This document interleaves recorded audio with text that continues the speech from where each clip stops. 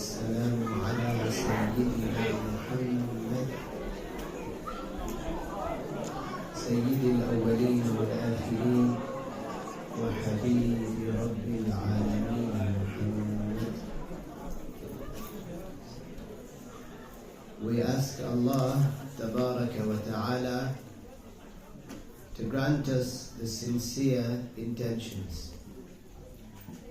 So we actively make an intention now for the sake of Allah Tabaraka wa Ta'ala.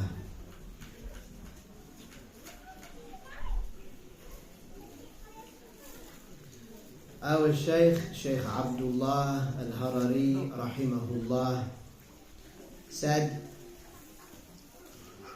as he understood from ayahs of the Quran and hadiths, sayings of the Prophet alayhi salatu wassalam, waqtul SaHar, waqtul asrar. He said, there is a time known as the time of SaHar. And at this time of SaHar, it's a time that contains many blessings. It's very, very rewardable to do deeds at this time, and also one would see the effect, the great effects of that. And this is before Al-Fajr.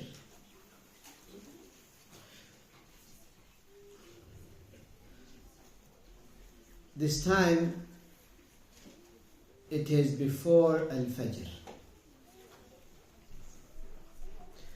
And at this time, most of the people are asleep.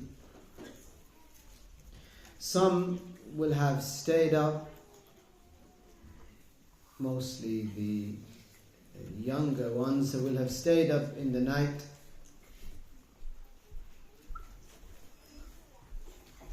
Perhaps some of them on phones, perhaps some otherwise. And then slept and then remained asleep during this time. Others, they spent all day working, fulfilling the obligation of providing for their families, and so they are tired, of course, as one would be. So they would perhaps, most likely, sleep through this time. And there are some people who at this time would also be asleep, but before sleeping they were committing sins. Now, the scholars, they have a statement which they use. They say, Ihya'ul Layl. If you want to, at the front here, if you want to listen. Maybe can we split the brothers up here at the front, because you know, if somebody is trying to give a religious lesson and you disturb the teacher, you know, that's haram. It's not permissible to do that. You want to split up, guys? Yeah, go sit over there, please.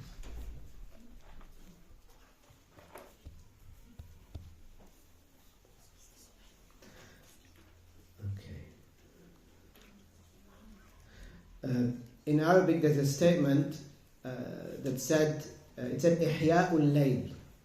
Ihya'ul Layl, if you look at it, if I present, let's say, some imagery, if you think of Ihya'ul Layl as being giving life to the night, reviving the night. So the scholars said that a person does Ihya'ul Layl, revives the night, by doing good deeds in the night before Fajr. Whether that's by reciting the Quran, doing a dhikr, reviewing religious knowledge, praying sunnah prayers or optional prayers.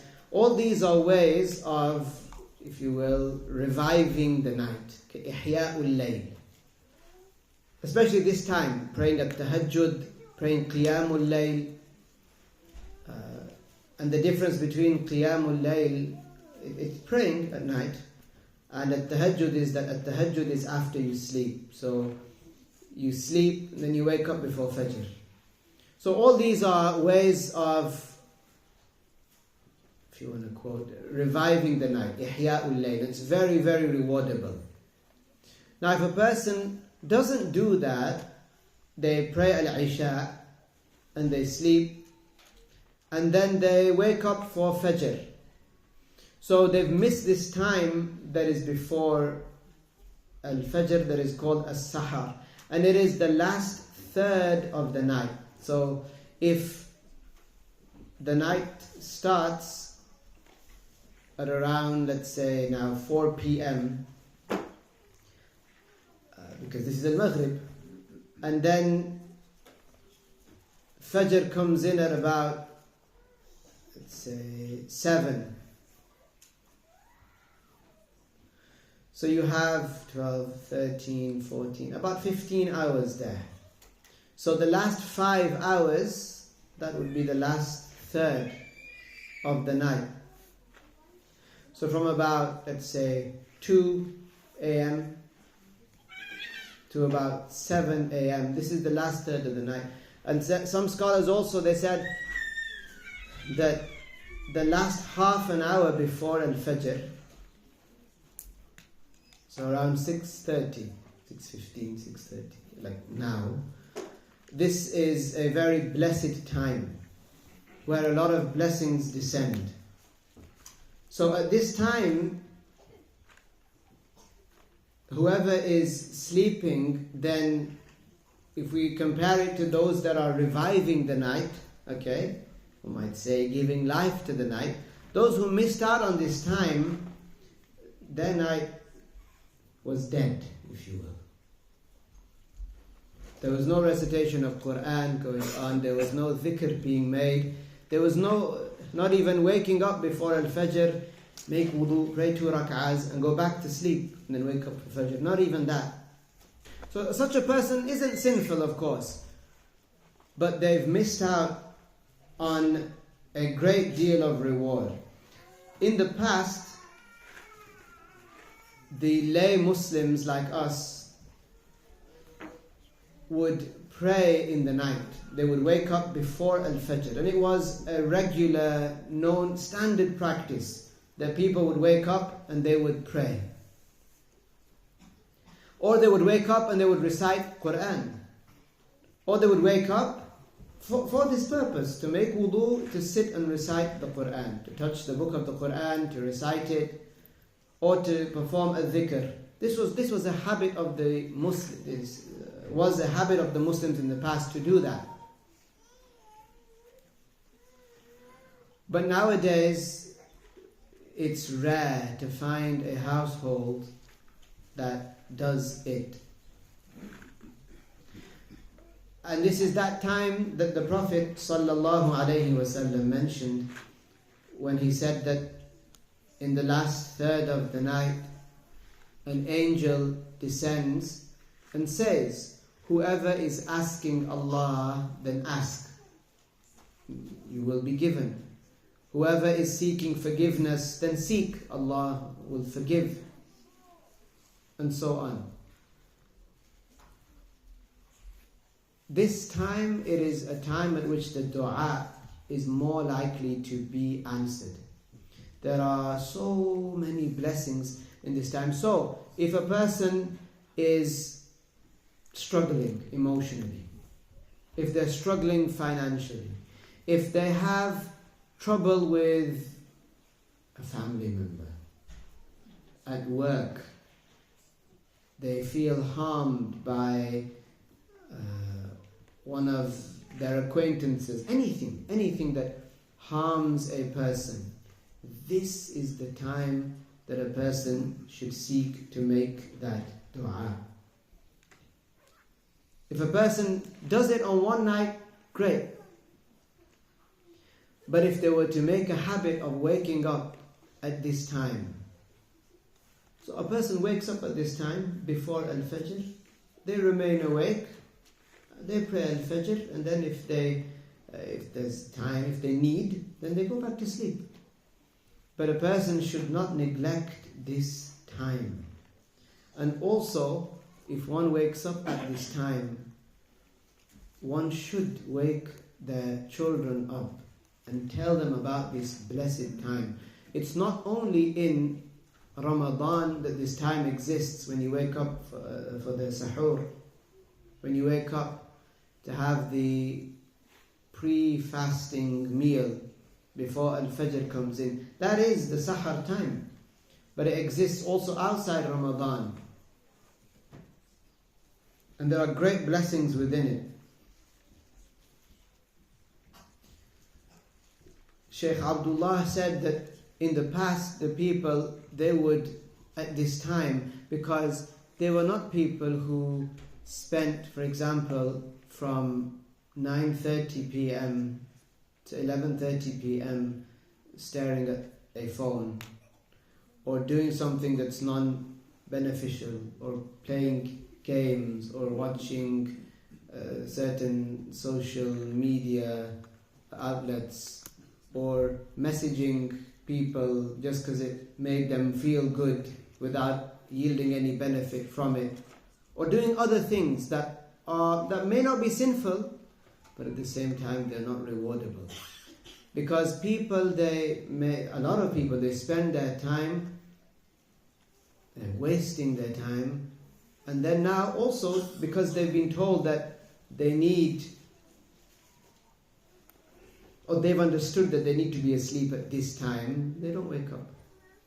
For a Muslim, it doesn't matter where a Muslim is, whether they are living in a Muslim country, whether they're living in Mecca or in Medina, or they are living in a non-Muslim country. The good habits of a Muslim, they do not change. They should not change. One should still practice that which was recommended by the Prophet sallallahu alaihi wasallam. So if a person has any of these issues, and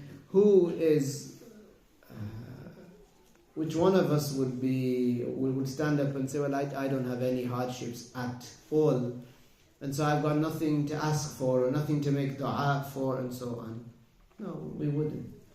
So at this time now, this is a very blessed time where the dua is more likely to be answered. Further to that, if a person was to pray at this time, after having woken up,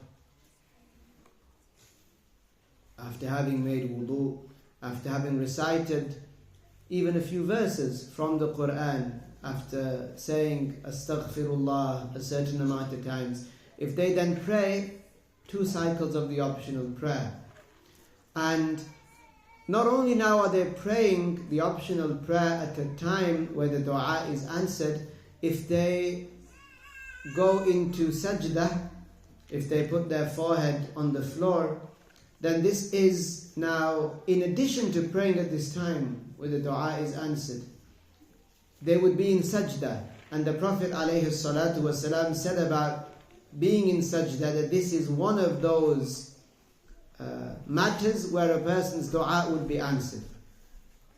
So during a SaHar, during a sajda, a person makes dua, this dua is likely to be answered. If they do it on the first day and the second day and the third day, or they just have a habit of waking up at that time. This is the way of the pious people. The pious people, it was known about them that they would not spend most of the night asleep. The Prophet ﷺ would sleep towards the beginning of the night, because this is where a person would get the best sleep. But in preparation for waking up in the night to worship Allah Ta'ala, most people have lost that. Most people don't do that. Most people, if they hear about that, they think of it as something strange. Or they think to themselves, oh no, I couldn't do that. This is what they tell themselves. But this has not been the habit of Muslims, to be this way, to be of this mentality. or to be, for some, it's just laziness. Firstly, negligence, and secondly, time wasting, and then because one sleeps late, how would one wake up at that time? Or because one hasn't put in their mind that, I should actually be waking up. The Prophet did it. I love the Prophet, why wouldn't I do it? The Prophets did it. The people in the past who followed Prophet Muhammad alayhi salatu wasalam perfectly, Abu Hanifa, Al-Shafi'i, Malik, they all did it. They were onto something. They all did it. All the Sahaba and these pious people, they were doing this. The Prophet alayhi salatu wasalam, he even said, it's not like we're in doubt, he said, alaykum bi salatil layl. He said, pray the night prayer. فَإِنَّهُ دَأْبُ الصَّالِحِينَ مِنْ قَبْلِكُمْ. It's the way of the pious before you. It's their way. If you were to be shown the path of the pious, it's as though he said, this path here, this is what the pious people, this is the path they used to take. And I'm advising you to take it as well. Of course, this is after regularly doing the obligations and staying away from the haram. Why wouldn't one of us want this extra for ourselves? Why wouldn't we? Why wouldn't a person want these rewardable matters for themselves and their children? And if a person wants their children to do it, then you have to model that behavior yourself. You have to do that. You have to do that for the sake of Allah, so that they would do it. Otherwise, like not even children, like grown-ups do. They say, well, do you do it? They're telling us, do you do it? If they see that you don't do it, then there's not going to be much of a chance that they do it either. So make this, brothers and sisters, make this a habit where you wake up before Al-Fajr and you make dua. الدعاء مخ العبادة وفي رواية الدعاء هو العبادة. الدعاء, asking Allah, raising one's hands, this is a huge worship. Huge. And it's so rewardable. And a person, it's very likely that they get what they want. Shaykh Abdullah used to advise people, did you wake up at this time and ask Allah? Did you wake up rather than asking? We usually like to ask a person who is pious for dua, please make dua for me. Make dua that this happens, I'm in a bit of difficulty with, these people want money from me, they're being unjust, or this person is on my back, won't leave me alone, or there are some issues to do with travel. People might say that to you, right? They'll say, please make dua for me. But here, you can ask Allah, tabaraka wa ta'ala. The angel descends by the order of Allah every night and says, هَلْ مِن سَائِلٍ فَيُعْطَى. Could it be clearer? Is there anybody asking so that they would be given? A person, how can they miss that? They might say, but my dua is not being answered. Or did you ask at this time? Yeah. Why don't you wake up at that time? Yeah. What kind of answer is that? A lot of people do that. Say, yeah. What do you mean, yeah? The Prophet said, the angel says, Hal min sa'il? Is anybody asking? You're obviously not asking. Because, Ya Allah. That's where the laziness has got many people. That's why the Prophet ﷺ taught us to say, A'udhu billahi min al-kasal. Seek the refuge, seek the protection of Allah from laziness. It's a thing, laziness. That's why the Prophet taught us to say, A'udhu billah. Like we say, A'udhu billah min al-shaytan al-rajim. We seek the protection of Allah against the devil. Like that. I seek the protection of Allah against laziness. These words that the Prophet taught, sallallahu alayhi wasallam, they contain blessings if you say them for the sake of Allah. It really works. Then you put the active effort in to do some of these things. Otherwise, like some people when they study, some learners when they study, they just coast along. They just enjoy the ride without putting a lot of effort in. They do the bare minimum. These people, they don't attain much. In the hereafter, we don't want that to be our state where we haven't attained much. Yeah, might get punished in the grave. Inshallah, a person might think, inshallah, die a Muslim, might get punished in the grave, might get punished on the day of judgment, in hellfire maybe, but at the end I'm going to go to paradise. What kind of a plan is that? When as soon as a person is dipped into hell, they forget everything that had happened to them in this life of joy or excitement or enjoyment. So don't be lazy. The advice to me and to you, don't be lazy. And by one of us being lazy, that also our children see that they're lazy too.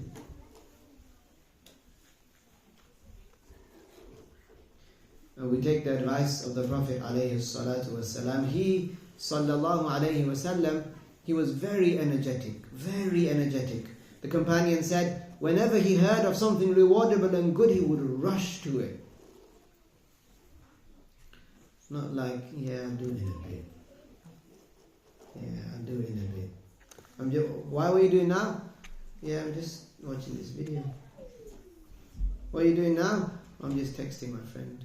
What are you texting him? Yeah, I'm sending an emoji. Which one? Oh yeah, that one. No, I'll send this one instead. La ilaha illallah. This is the age that we live in. Subhanallah. That's why a lot of things are the way they are. Sheikh Samir al-Qadi, Allah yahfadhu, he said, do not kill the enthusiasm and the excitement for the religious knowledge and the religious practice that is within your children. Don't kill it. By what? By the way you act. By the way you are. What he meant was, we fix ourselves first, and then the children, they can learn from us. Lastly, this hadith, where it's mentioned that an angel descends, this is a sahih hadith. And it is not, as some people claim, that Allah is something in the sky and that this thing then comes down every night to the lowest sky and says, is there anybody asking for forgiveness? I'm here to forgive them. Is there anybody wanting anything? I'm here to give it. And then goes back up. And then comes back down in another country, and then goes back up, and then comes back down and up and up and down and down and up. La, this is not the case. This is ridiculous. This is a joke. Allah tabaraka wa ta'ala is not in the sky. Allah is not in paradise. Allah is not on the arsh tabaraka wa ta'ala. Allah has always been without a place. This hadith means that an angel descends by the order of Allah tabaraka wa ta'ala. And what does that mean, by the order of Allah? This angel, the angel knows that the angel has to descend at this time every single night and say these words that we don't hear. That's true, we don't hear. But the Prophet alayhi salatu wasalam, he told us that this occurs. Now, why is it that we don't hear? Because then where would the test be? If everybody heard this angel saying that who is asking, Allah will give, then everybody would embrace Islam. Where would the test be? There is a test. People were granted intellects so that they would reason intellectually, believe in a creator, believe that yes, Allah sent prophets and so on. And this is the test. If suddenly everybody was hearing the angels, even the atheists, they'd say, La ilaha illallah Muhammadur Rasulullah. But then where's the test? So the angels, this angel does descend. And the Prophet was informed, alayhi salatu wassalam, and he was given permission, rather ordered to tell us that this angel descends, so people actually make dua. So I encourage you and myself to take advantage of this time. Let's say La ilaha illallah and as-salah ala nabi. La ilaha illallah. Allahumma آله وصحبه وسلم.